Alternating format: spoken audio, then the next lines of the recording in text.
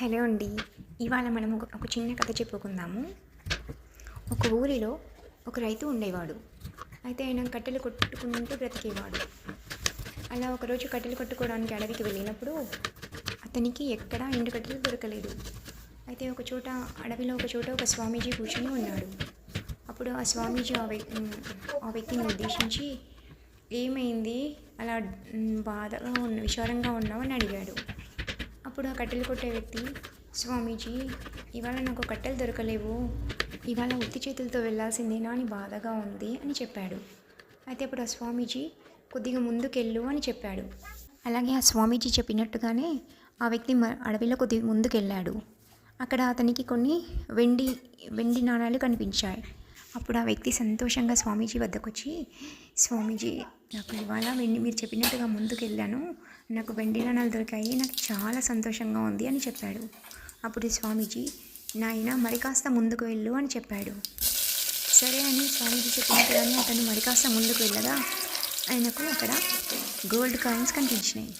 అతనికి చాలా ఆనందం వేసింది.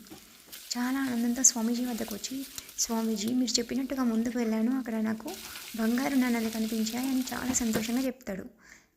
అప్పుడు స్వామీజీ చెప్తాడు, మరి కాస్త ముందుకు వెళ్ళు నాయనా అని చెప్తాడు. సరే అని చెప్పి ఇంకాస్త ముందుకెళ్ళి చూడగా అడవిలో ఒక చోట మొత్తం వజ్రాలు కుక్కలుగా పోసి ఉంటాయి.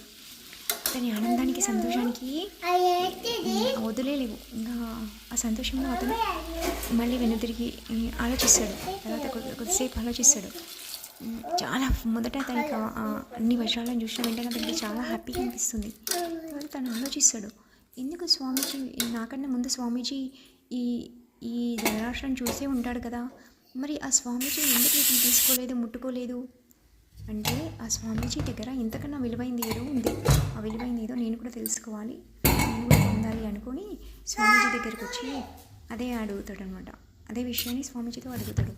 స్వామీజీ, మీరు కూడా ముందు ఇంత ధనరాశిని, ఇంత విలువైన వజ్రాలను మీరు ముందే చూసి ఉంటారు కదా, మరి మీరెందుకు వీటిని తీసుకోలేదు, దయచేసి చెప్పండి స్వామి అని అడుగుతాడు.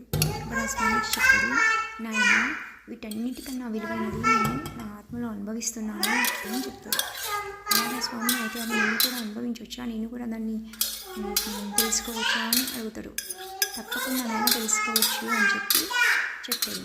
అప్పుడు ఎలా తెలుసుకోవచ్చు